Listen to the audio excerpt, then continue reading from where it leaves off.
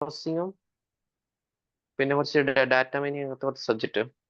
അതൊക്കെ എലക്റ്റീവ് ആണോ? എലക്റ്റീവ് ആണ്. ഈ ഡാറ്റ മൈനിങ്ങും ഇമേജ് പ്രോസസ്സിംഗ് എലക്റ്റീവ് അല്ലേ? ഇമേജ് എലക്റ്റീവും ആകെ കോറായിട്ട് വരുന്നത് ഡിസ്ട്രിബ്യൂട്ടഡ് കമ്പ്യൂട്ടിംഗ് എന്ന് പറഞ്ഞ സബ്ജക്റ്റ്. ഡിസ്ട്രിബ്യൂട്ടഡ് കമ്പ്യൂട്ടിങ്ങും പിന്നെ പിന്നെ പിന്നെ നെറ്റ്വർക്കിന്റെ ഒരു ഇതുണ്ട്, സബ്ജക്റ്റ് ഉണ്ട്. നെറ്റ്വർക്കിംഗ് എന്ന് പറഞ്ഞിട്ടാണോ? എന്തല്ല നെറ്റ്വർക്കിംഗ് കമ്പ്യൂട്ടിംഗ് അങ്ങനെ എന്തോ. നിങ്ങൾ നെറ്റ്വർക്കിംഗ് എന്ന് പറഞ്ഞ ടാനൻബാമിന്റെ ടെക്സ്റ്റ് അങ്ങനെയുള്ള സംഭവം പഠിച്ചിട്ടില്ല? നെറ്റ്വർക്കിംഗ് എന്ന് പറഞ്ഞു. നെറ്റ്വർക്കിംഗ് വേറെ പഠിച്ചു, കമ്പ്യൂട്ടർ നെറ്റ്വർക്ക്സ് തന്നെ പഠിച്ചിട്ട് സബ്ജക്റ്റ് ഉണ്ട്. Okay okay, yes. അപ്പോൾ നമ്മളിവിടെ കവർ ചെയ്യുന്നത് ഫസ്റ്റ് മൊഡ്യൂളില് പൈത്തൺ എന്താണ്, അതിന്റെ ഹിസ്റ്ററി, പിന്നെ കീ ഫീച്ചേഴ്സ്, പിന്നെ അതിന്റെ എൻവറോൺമെന്റ് സെറ്റിംഗ്സ്, പിന്നെ പൈച്ചാം വിഷ്വൽ സ്റ്റുഡിയോ കോഡ്. നമുക്ക് ആ വിഷ്വൽ സ്റ്റുഡിയോ കോഡ് അതൊന്നും നമുക്ക് നോക്കാം. പല എൻവറോൺമെന്റിലും ഈ VS കോഡ് എഡിറ്റർ ഉപയോഗിക്കുന്നത്. യൂസ് ചെയ്യുന്നുണ്ടോ? പക്ഷെ നമ്മൾ മുമ്പ് ഉപയോഗിച്ച VS കോഡ് എഡിറ്റർ അല്ലല്ലോ, ആണോ? അപ്പോ VS കോഡ് എഡിറ്റർ പലയിടത്തും ഉപയോഗിക്കുന്ന കാണുന്നുണ്ട്. അപ്പൊ നമുക്ക് VS കോഡ് എഡിറ്റർ ഒന്ന് നോക്കാം. പിന്നെ Python script, basic syntax, intention and code block. Indentation അറിയാം അല്ലെ? പിന്നെ വേരിയബിൾസ്, ഡാറ്റ ടൈപ്സ്, അതിനകത്ത് arithmetic, comparison, logical operators, if else, elif, അത് എല്ലാ പ്രോഗ്രാമിംഗ് ലാംഗ്വേജിലും ഉണ്ട്. For loop, while loop, controlling the flow of loops, defining functions, function definition and parameters, return values function. ഇത് ആ ഒരു ഫങ്ഷൻസ് എങ്ങനെയാണ് ഉള്ള ഒരു കാര്യമാണ് തേർഡ് മൊഡ്യൂളിൽ പറയുന്നത്. ഓക്കെ, അതായത് ഫങ്ഷൻ കൊണ്ട് ഉദ്ദേശിക്കുന്നത് എന്താന്ന് വെച്ചാൽ നമുക്കതിനെ കോംപ്രഹെൻസീവ് ആയിട്ട് കണക്കാക്കാൻ പറ്റും. ഡിവൈഡ് ആൻഡ് കോൺകർ ആണ്. റെപ്പറ്റീവ് ടാസ്ക് നമുക്ക് ചെയ്യാൻ പറ്റും, അങ്ങനെയുള്ള കാര്യങ്ങൾ. പിന്നെ അതിന്റെ പാരാമീറ്റേഴ്സ് ഒക്കെ. പിന്നെ ലിസ്റ്റ്, ടപ്പിൾസ്, ഡിക്ഷണറി, അതിന്റെ കീ വാല്യൂ പെയേഴ്സ് ഡിക്ഷണറിയിലുള്ളതാണ്. ഓക്കെ, പിന്നെ പാക്കേജസ് ആൻഡ് മോഡ്യൂൾസ്, അത് നമ്മൾ നേരത്തെ അത്ര ഡീറ്റെയിൽഡ് ആയിട്ട് പറഞ്ഞിട്ടില്ല എന്ന് തോന്നുന്നു അല്ലേ? പിന്നെ ഫയൽ ഹാൻഡ്ലിംഗ് നമ്മൾ പറഞ്ഞിട്ടുണ്ടോ? ഫയൽ ഹാൻഡ്ലിംഗ് നോക്കിയിട്ടില്ല. ഫയൽ ഹാൻഡ്ലിംഗ് പറഞ്ഞിട്ടില്ല. പിന്നെ എക്സെപ്ഷൻ ഹാൻഡ്ലിംഗ്, ഇത് ജാവയിലൊക്കെ ഉള്ള ഒരു ഫീച്ചറാണ്. ഈ ഊപ്സിന്റെ കൺസെപ്റ്റ് പറഞ്ഞിട്ടുണ്ടെങ്കിലും ഊപ്സ് വെച്ച് നമ്മൾ പൈത്തൺ പ്രോഗ്രാം ചെയ്തിട്ടില്ല അല്ലെ? ഇല്ല. ഊപ്സിന്റെ കൺസെപ്റ്റ് ഒക്കെ നമ്മൾ എക്സ്പ്ലെയിൻ ചെയ്തു അല്ലെ? പിന്നെ advanced Python topics, pattern matching, text manipulation, high order function, lambda, efficiency decorators. അപ്പൊ അങ്ങനെയുള്ള കുറച്ച് അഡ്വാൻസ്ഡ് പൈത്തൺ ടോപ്പിക്സ്. പിന്നെ ഡാറ്റ അനാലിസിസും വിഷ്വലൈസേഷനും നമ്മൾ വീണ്ടും ജസ്റ്റ് ഒന്ന് ടച്ച് ചെയ്തേക്കാം. നമ്മൾ നേരത്തെ പറഞ്ഞത് തന്നെ. നമുക്ക് വെബ് ഡെവലപ്മെന്റ്, അങ്ങനെയുള്ള കുറച്ച് കാര്യങ്ങൾ ഒരല്പം ഡീറ്റെയിൽ ആയിട്ട് നോക്കാം. ഓക്കെ, അപ്പോൾ ഫുൾ സ്റ്റാക്ക് എന്ന് പറഞ്ഞാൽ അതായത് പൈത്തൺ എങ്ങനെ വെബ് ഡെവലപ്മെന്റ് എൻവയോൺമെന്റ് ഉപയോഗിക്കാൻ പറ്റും, അത് നമുക്ക് ഒരല്പം ഡീറ്റെയിൽ ആയിട്ട് നോക്കാം. ഈ ഡാറ്റാ സയൻസ്, മെഷീൻ ലേണിംഗ് ഒക്കെ നമ്മൾ നേരത്തെ പറഞ്ഞിട്ടുണ്ട്, ഒന്ന് റിപ്പീറ്റ് ചെയ്തേക്കാം. ഓക്കെ, അപ്പോ ഇങ്ങനെ ഒരു സിലബസ് ആണ് ഞാൻ പൈത്തണിന്റെ കൊടുത്തിരുന്നത്. എനിക്ക് ഋതുലാണെന്ന് എനിക്ക് അറിയില്ലായിരുന്നു. അപ്പോൾ ആ സ്റ്റുഡന്റിന് എന്തറിയാം എന്നുള്ള ഒരു ഐഡിയ എനിക്ക് ഉണ്ടായിരുന്നില്ല.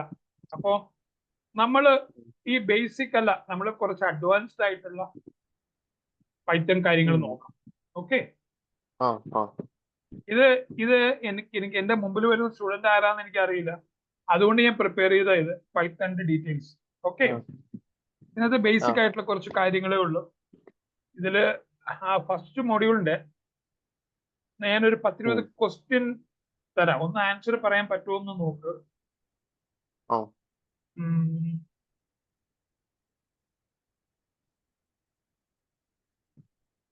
കയ്യിലത് ഉണ്ടായിരുന്നു.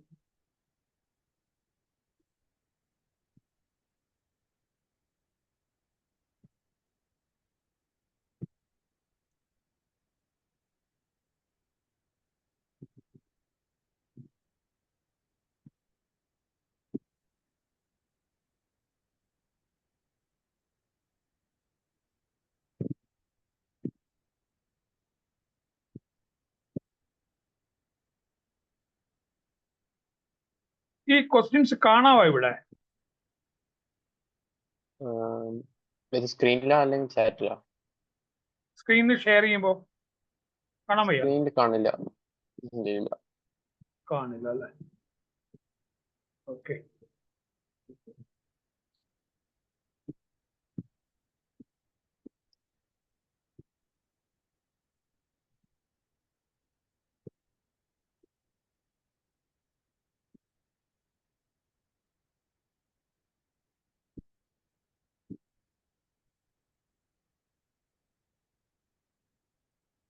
ഞാൻ ഒരു നോട്ട് പാഡിൽ ഒരു ക്വസ്റ്റ്യൻ ആണ് ഷെയർ ചെയ്യുന്നത്.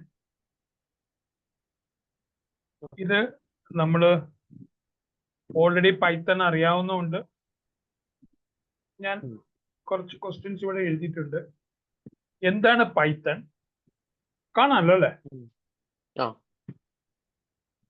ആരാണ് പൈത്തൺ ക്രിയേറ്റ് ചെയ്തത്? പൈത്തൺ ഡിസൈനെ കുറിച്ച്, അതിന്റെ 3 key features, ID, how do you run a python script from the command line. ഇങ്ങനെ ഒരു സംഭവം ഉണ്ട്. കമാൻഡ് ലൈനിൽ എക്സിക്യൂട്ട് ചെയ്യുക. നമ്മൾ അങ്ങനെ നോക്കിയിട്ടുണ്ടെന്ന് എനിക്ക് തോന്നുന്നില്ല. ഇങ്ങനെ ഒരു പരിപാടി ഉണ്ട്. നമ്മള് സാധാരണ എങ്ങനെ പ്രോഗ്രാം ചെയ്യുന്നതെന്ന് വെച്ചാൽ ആ ടെക്സ്റ്റ് എഡിറ്ററിൽ ആ പ്രോഗ്രാം എല്ലാം എൻട്രി ചെയ്ത് സേവ് ചെയ്തിട്ട് റണ്ണാക്കുകയല്ല ചെയ്യുന്നത്. ഇതങ്ങനെയല്ല. ഇത് നമ്മൾ ഒരു പ്രോംപ്റ്റിൽ ടൈപ്പ് ചെയ്ത് റിസൾട്ട് വരുന്ന ഒരു പരിപാടിയും കൂടെ ഉണ്ട്. ഷെല്ലിൽ ചെയ്യുന്ന പോലെ. നമ്മൾ ഇതിനകത്ത് ഉബുണ്ടു ചെയ്യലുണ്ട്. അതിന് സാധാരണ പവർ യൂസേഴ്സ് അങ്ങനെ ഒരു കാറ്റഗറിയാണ്. അതായത് വളരെ പെട്ടെന്ന് നമുക്ക് എന്തെങ്കിലും റിസൾട്ട് നോക്കണമെങ്കിൽ പ്രോംപ്റ്റ് ടൈപ്പ് ചെയ്ത് നോക്കുന്ന ഒരു പരിപാടി ഉണ്ട്.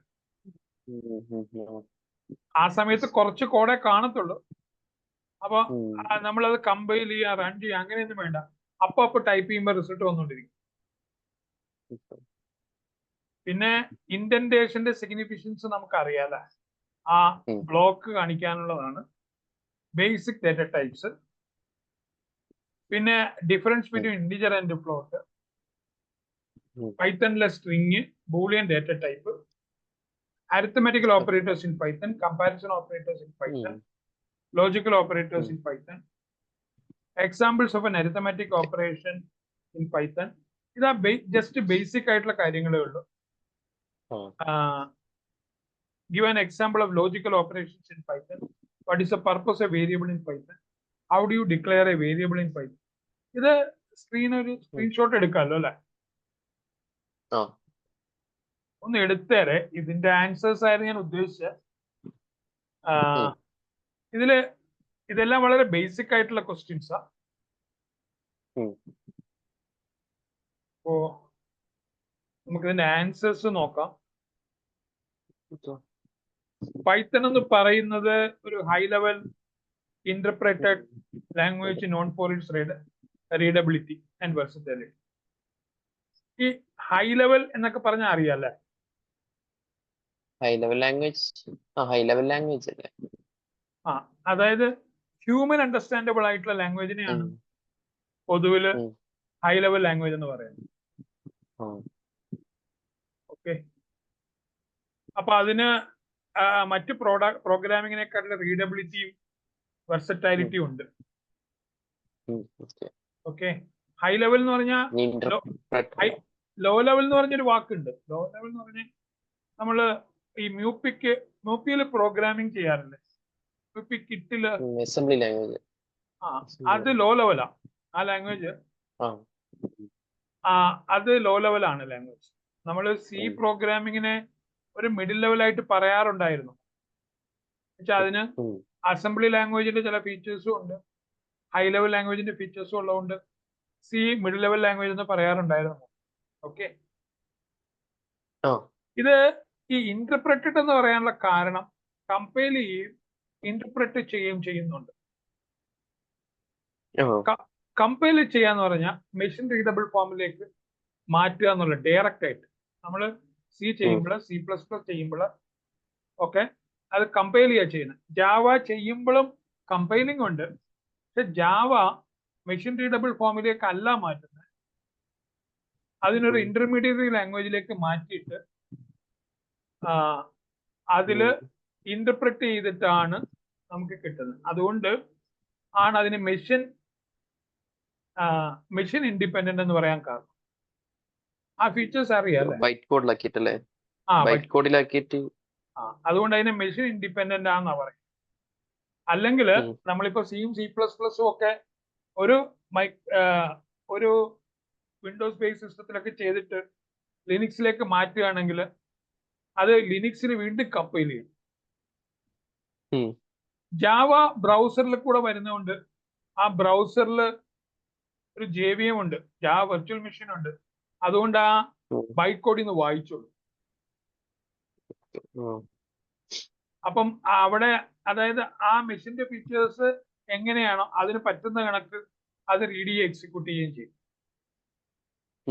ഈ ഇന്റർപ്രറ്റഡ് അങ്ങനെയൊന്നുമില്ല. ഇന്റർപ്രറ്റഡ് ലൈൻ ബൈ ലൈനാ കൺവേർട്ട് ചെയ്യുന്നത്. ഓക്കെ, ഇത് വളരെ ബേസിക് ആയിട്ട് വളരെ തുടക്കത്തിൽ കമ്പ്യൂട്ടർ പഠിപ്പിക്കുമ്പോൾ നമ്മൾ പറയുന്ന ഇന്റർപ്രറ്റഡ് കമ്പൈലിംഗ് ഒക്കെ. C++ന് കമ്പൈൽ ചെയ്യുമ്പോൾ ഒരു സ്റ്റാൻഡ് അലോൺ exe ഫയൽ ആക്കിയിട്ട്, സ്റ്റാൻഡ് അലോൺ എന്ന് പറഞ്ഞാൽ അത് പിന്നെ C++ ഒന്നും വേണ്ട കമ്പൈൽ ചെയ്ത് കഴിഞ്ഞാൽ അത് ഒറ്റയ്ക്ക് വർക്ക് ചെയ്തോളും, ആ എൻവറോൺമെന്റ് വേണ്ട. പക്ഷെ ഇന്റർപ്രറ്റഡ് ലാംഗ്വേജോ ആ സ്റ്റാൻഡ് അലോൺ അല്ലാത്ത ലാംഗ്വേജോ ഒക്കെ ആണെങ്കിൽ നമുക്ക് അതിന്റെ ഒരു റണ്ണിങ് എൻവറോൺമെന്റ് വേണം, അല്ലെങ്കിൽ ഓടിക്കാൻ പറ്റും.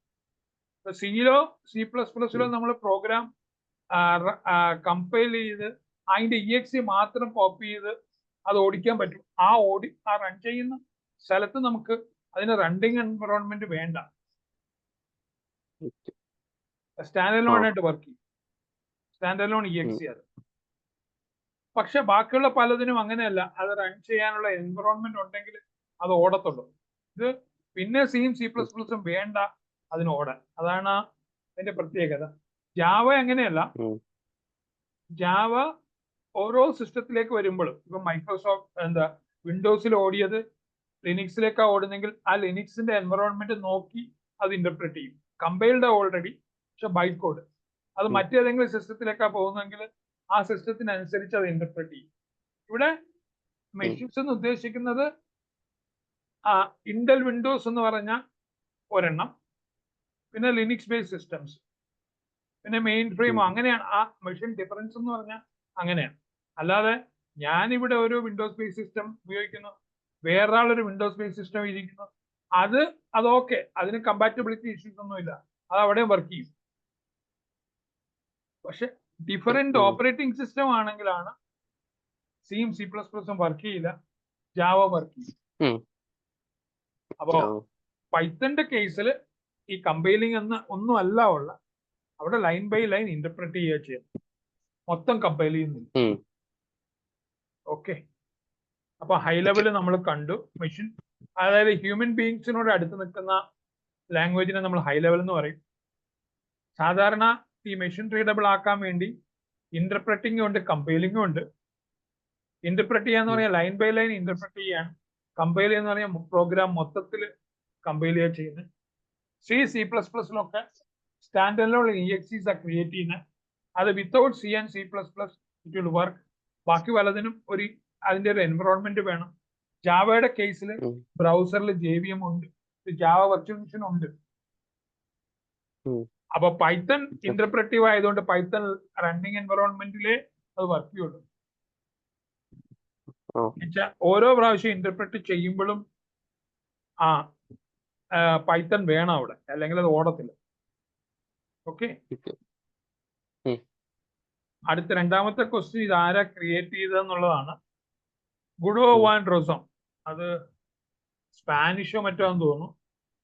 അത് അങ്ങനെ തന്നെയാണ് വായിക്കുന്നതെന്ന് എനിക്കറിയില്ല. ഇദ്ദേഹമാണ് ഇത് ഡെവലപ്പ് ചെയ്യുന്നത്, ഗുഡിയോ വാൻ റോസം. ഇനി നമുക്ക് ഇതിന്റെ ഡിസൈൻ ഫിലോസഫി എന്താണെന്ന് നോക്കാം. അങ്ങനെയാണെങ്കിൽ ഇവർ എന്തിനാ ഇതൊക്കെ ഡെവലപ്പ് ചെയ്യുന്നത് നമുക്ക് മനസ്സിലാവും.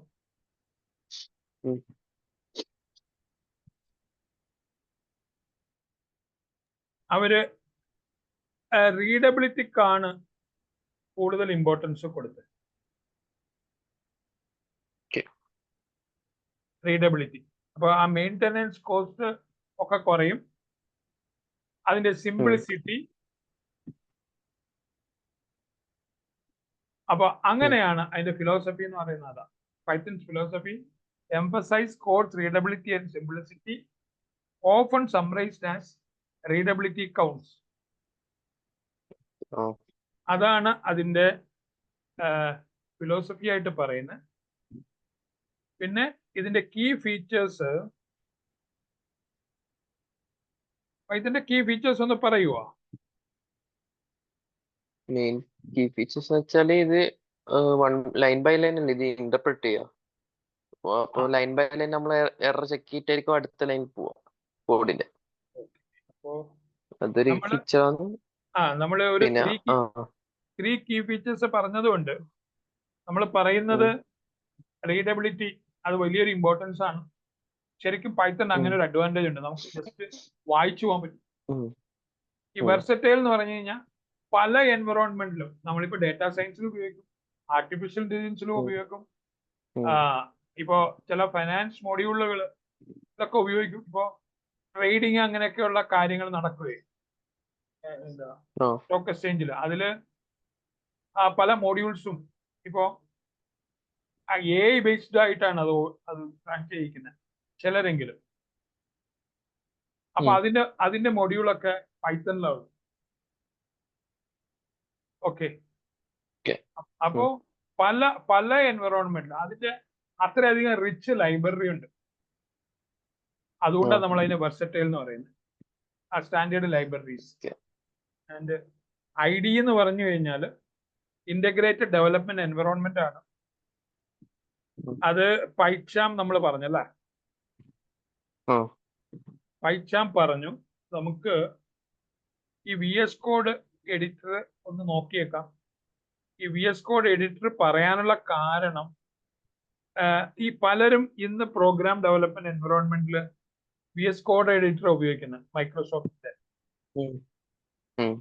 അപ്പോ നമുക്കൊന്ന് നോക്കിയേക്കാം അത്. അപ്പൊ it's a software application that provide debugging and running code. It enhances productivity and makes coding more efficient.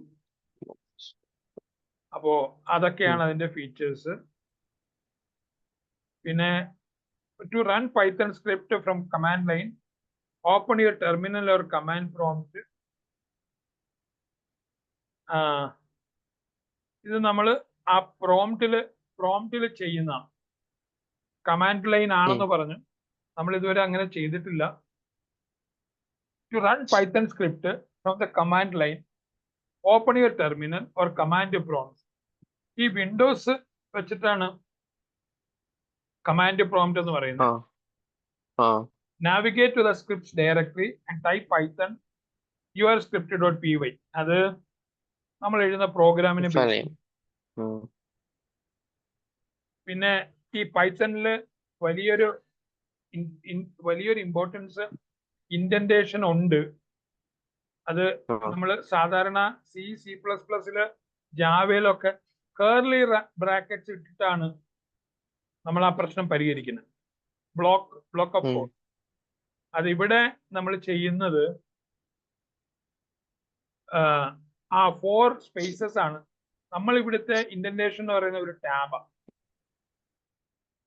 ആ ടാബ് നമുക്ക് 4 സ്പേസില് 3 സ്പേസില് ഒക്കെ സെറ്റ് ചെയ്യാം. ഇവിടെ ഡീഫോൾട്ട് ആയിട്ട് 4 സ്പേസ് ആണ് ഉള്ളത്. ആ ഇൻഡന്റേഷൻ അത് റീഡബിലിറ്റി കൊടുക്കും. പിന്നെ ആ ബ്ലോക്ക് എന്ന് പറയുന്ന വലിയ ഇമ്പോർട്ടന്റ് ഘടകമാണ്. ആ ബ്ലോക്ക് ഓഫ് സ്റ്റേറ്റ്മെന്റ് ആണെന്ന് കാണിക്കാൻ ഇൻഡന്റേഷൻ വേണം. ബേസിക്കലി അതൊരു നല്ല റീഡബിലിറ്റി കൊടുക്കും എന്നുള്ളതാണ്. അതാണ് ആ ഓക്കെ. ഇൻഡന്റേഷന്റെ ഒരു ഗുണം. പിന്നെ ബേസിക് നമ്മൾ എന്ത് പഠിക്കുമ്പോഴും അതിനകത്ത് എന്തൊക്കെ ബേസിക് ഡേറ്റ ടൈപ്പ് ഉണ്ടെന്ന് നമുക്കറിയണം അല്ലെ. ഏത് പ്രോഗ്രാമിംഗ് ലാംഗ്വേജ് പഠിച്ചാലും നമ്മൾ അറിയേണ്ട ഒരു കാര്യമാണ് അതിന്റെ ബേസിക് ഡേറ്റ ടൈപ്സ്. അപ്പോ ഇതിനകത്തുള്ള ബേസിക് ഡേറ്റ ടൈപ്പ് ഇന്റിജർ ഉണ്ട്, ഫ്ലോട്ട് ഉണ്ട്, സ്ട്രിംഗ് ഉണ്ട്, ബൂളിയൻ. ഓക്കെ. പിന്നെ ഒരു സ്ട്രോങ്ലി ടൈപ്ഡ് എന്ന് പറഞ്ഞൊരു വാക്കുണ്ട്. ഇവിടെ നമുക്ക് സ്ട്രോങ്ലി ടൈപ്ഡ് അങ്ങനെ ആ ടീച്ചറിന് പറയുന്നതാ അങ്ങനെയാണ്. എന്ന് വെച്ചാൽ ഇവിടെ നമ്മൾ അത് ഇന്ന ഡേറ്റ ടൈപ്പ് ആണ് സ്റ്റോർ ചെയ്യാൻ പോകുന്ന അഡ്വാൻസ് ആയിട്ട് പറയുന്നത്. അതുകൊണ്ട് അത് സ്ട്രോങ്ലി ടൈപ്ഡ് അല്ല എന്നാണ് നമ്മൾ പറയുന്നത്. Okay. Python programme strongly typed അല്ല. പിന്നെ ഇന്റിജർ ആണ്. ഇന്റിജറിനെ കുറിച്ചാണ് question. Difference between integer and float നമുക്കറിയാം ബേസിക്കലി. ഒന്ന് ഹോൾ നമ്പർ ആണ് without decimal point. Float numbers അല്ലെങ്കിൽ ഡെസിമൽ പോയിന്റ് ഉള്ളതിനെ നമ്മൾ ഫ്ലോട്ട് എന്ന് പറയും. ഇത് നമ്മൾ സാധാരണ ഉപയോഗിക്കുന്ന ഒരു കാര്യമാണ്. പിന്നെ A string is A sequence of characters enclosed in single or double quotes. ഇത് നമ്മൾ ഓർക്കേണ്ട ഒരു കാര്യമാണ്. ഇത്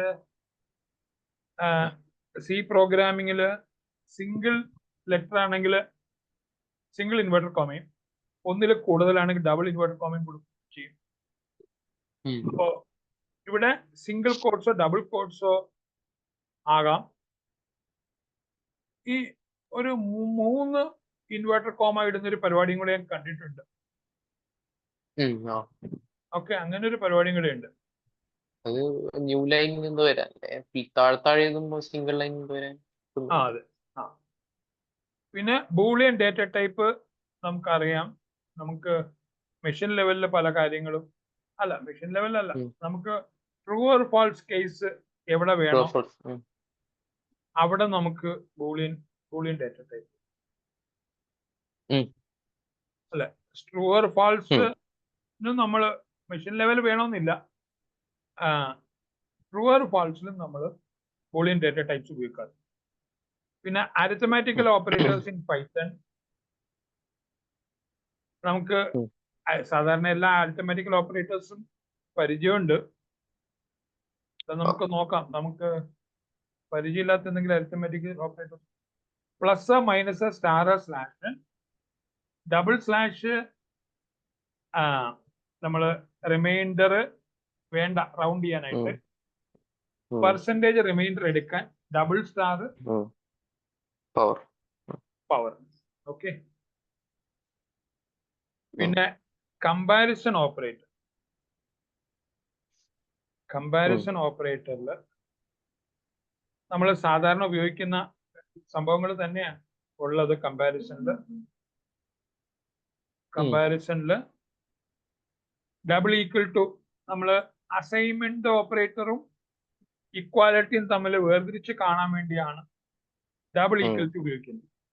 ഈ മാത്തമാറ്റിക്കലി നമ്മളൊരു ഈക്വൽ ടു ഇട്ട് കഴിഞ്ഞാൽ ലെഫ്റ്റും റൈറ്റും ഈക്വൽ ആണെന്ന് അർത്ഥം. പക്ഷെ പ്രോഗ്രാമിങ്ങില് റൈറ്റ് സൈഡിലുള്ള വാല്യൂ നമ്മൾ ലെഫ്റ്റിലേക്ക് അസൈൻ ചെയ്യുക എന്നാണ് അവിടുത്തെ മീനിങ്. അപ്പൊ രണ്ട് ഈക്വൽ ടു ഇട്ടാലാണ് ഈക്വൽ ആണെന്ന് ചെക്ക് ചെയ്യത്തുള്ളൂ. പിന്നെ not equal to, less than, greater than, less than equal to, greater than equal to. നമുക്കത് ആ സിമ്പിള് കാണുമ്പോഴേ അതെന്താന്ന് മനസ്സിലാവും അല്ലെ. പിന്നെ ലോജിക്കൽ ഓപ്പറേറ്റേഴ്സ് ആണ് ആൻഡ് ഓർ നോട്ട് അല്ലെ. ലോജിക്കൽ ഓപ്പറേറ്റേഴ്സ് നമ്മള് ആൻഡ് എന്ന് പറയുന്ന രണ്ട് കണ്ടീഷനും ട്രൂ ആയിരിക്കുക, ഓർ എന്ന് പറഞ്ഞ ഏതെങ്കിലും ഒന്ന്, നോട്ട് എന്ന് പറഞ്ഞാൽ പറയുന്നതിന്റെ ഓപ്പോസിറ്റ്, 0 എന്ന് പറഞ്ഞാൽ 1, 1 എന്ന് പറഞ്ഞാൽ 0. Give an example of arithmetic operations in Python.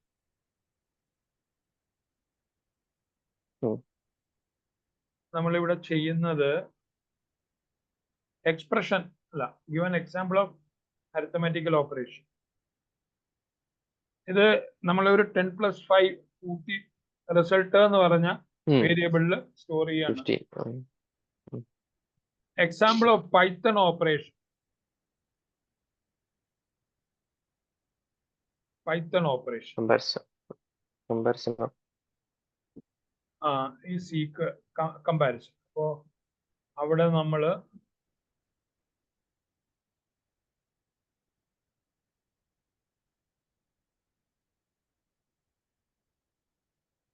ഈ സീക്വൽ എന്ന് പറയുന്ന വേരിയബിൾ നെയിമാണ്, അതൊരു ഓപ്പറേറ്റർ ഒന്നും അല്ല.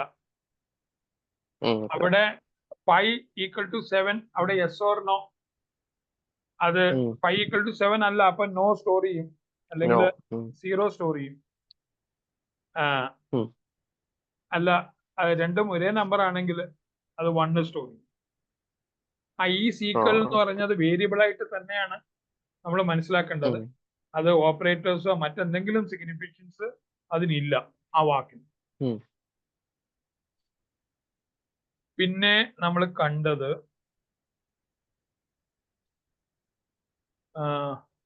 ലോജിക്കൽ ഓപ്പറേറ്റേഴ്സ് ആണ്. ലോജിക്കൽ ഓപ്പറേറ്റേഴ്സ് ആണ്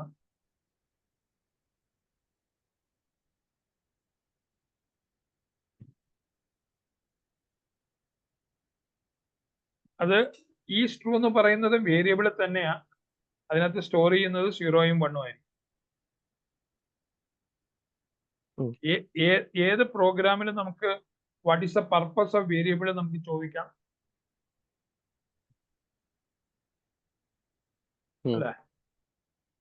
പർപ്പസ് ഓഫ് വേരിയബിൾ നമുക്ക് ചോദിക്കാം. അപ്പൊ വേരിയബിൾ ഈസ് നെയിംഡ്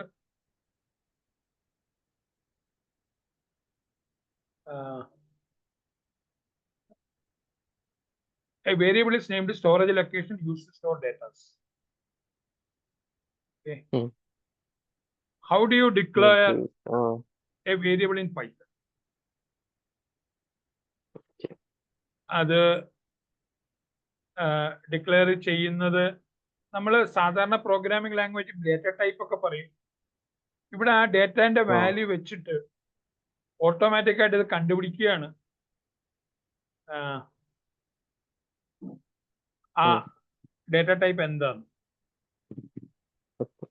അപ്പൊ എക്സ് 10 എന്ന് കൊടുത്തു കഴിഞ്ഞാൽ എക്സ് അത് ഇന്റിജർ ആണെന്നും, എക്സ് 10.5 കൊടുത്തു കഴിഞ്ഞാൽ എക്സ് ഫ്ലോട്ട് ആണെന്നും, എക്സ് ഈസ് ഈക്വൽ ടു നമ്മളൊരു വേർഡ് ഒരു ഇൻവെർട്ടർ കോമി കൊടുത്താൽ അതൊരു സ്ട്രിങ് ആണെന്നും ഒക്കെ അത് മനസ്സിലാക്കും.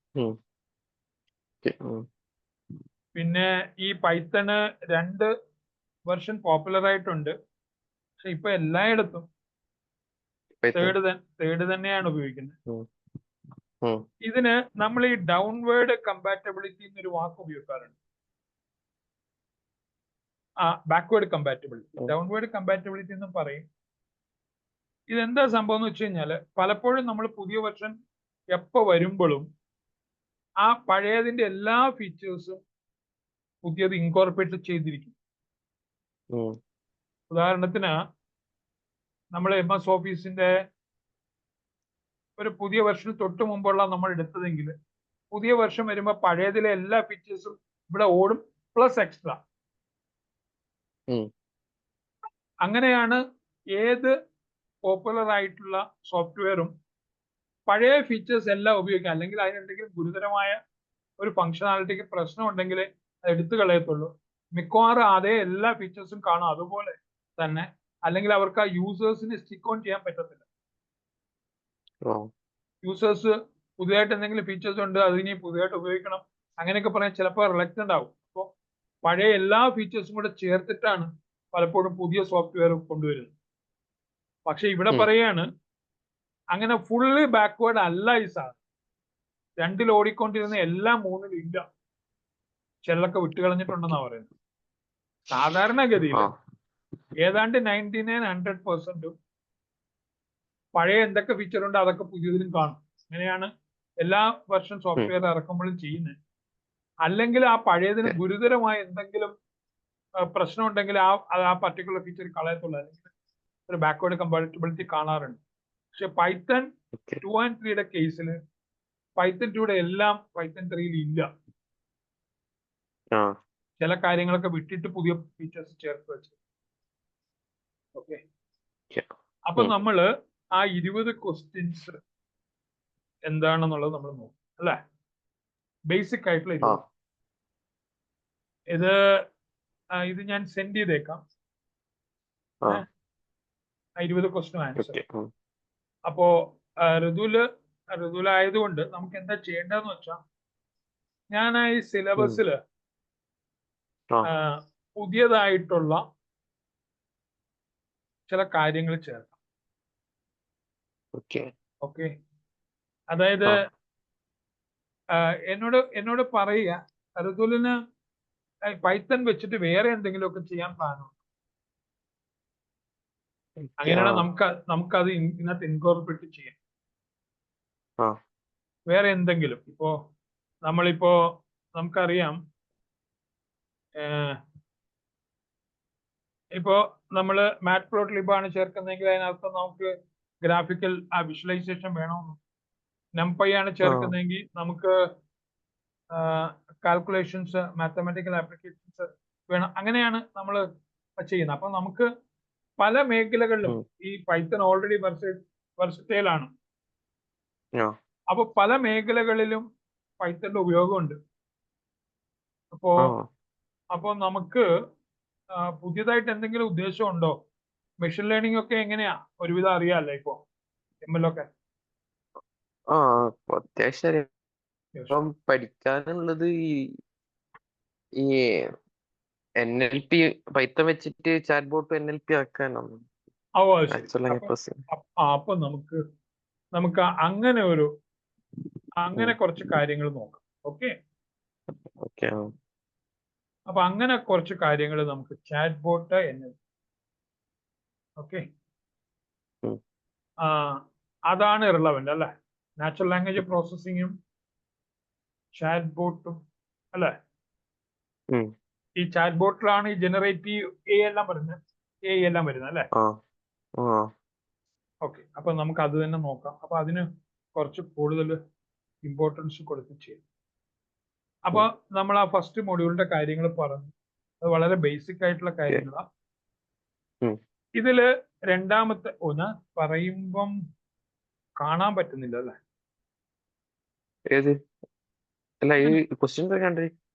ക്വസ്റ്റ്യൻ കണ്ടു. അതല്ല, ഞാൻ ആ സിലബസിലേക്ക് പോയായിരുന്നു. അത് കണ്ടില്ല. സിലബസ് കാണുന്നുണ്ടല്ലോ അല്ലെ. ഇതിന്റെ വളരെ ബേസിക് ആയിട്ടുള്ള കാര്യങ്ങളാ. If else, elif statement, loops, for loops, while loops, break and continue statements, control the flow of loops. Okay. അപ്പോ ഇത് നമുക്ക് ഇത് എങ്ങനെ കംഫർട്ടബിൾ അല്ല. ഇത് വളരെ ബേസിക് ആയിട്ടുള്ളതാണ്. നമുക്കൊരു കാര്യം ചെയ്യാം.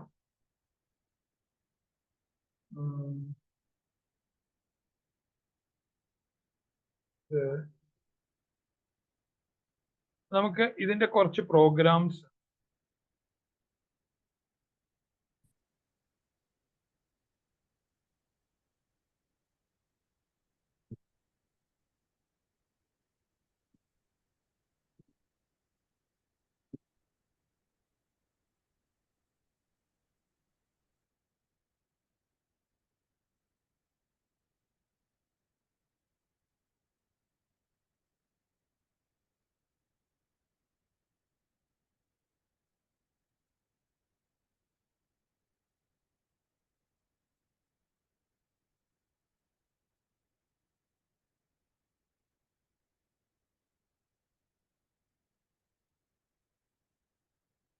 ഞാൻ ആ സെക്കൻഡ് മോഡ്യൂളിനെ ബേസ് ചെയ്തിട്ട്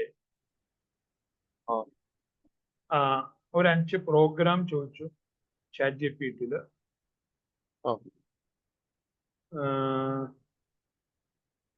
ജെമിനി ആണോ?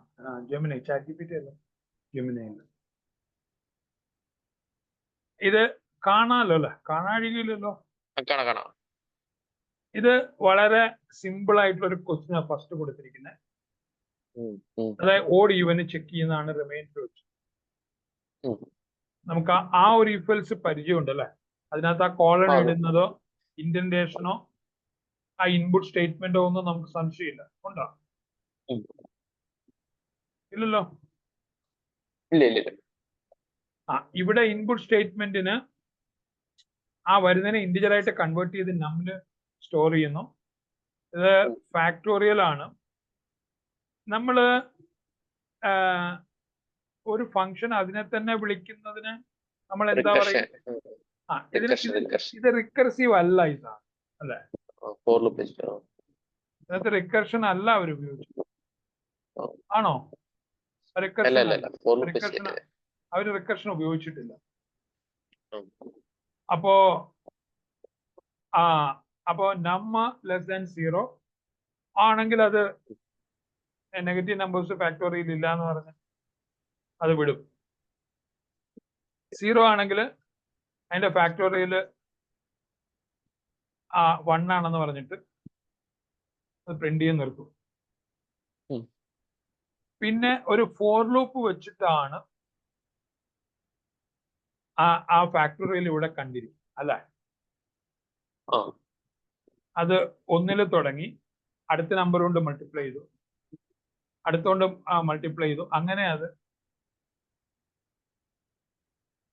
ഉം. ആ നം പ്ലസ് 1 വരെ പോകും അല്ലെ? ആ. എന്നുവെച്ചാൽ ആ നമ്പറും കൂടെ എടുക്കണം. ഇപ്പൊ 10 വരെ എന്ന് പറഞ്ഞാൽ, അല്ലെങ്കിൽ 1, 2, 5ന്റെ എടുക്കണം എന്ന് പറഞ്ഞു കഴിഞ്ഞാൽ 5ഉം കൂടെ വേണമെങ്കിൽ ഒരു +1 വേണം.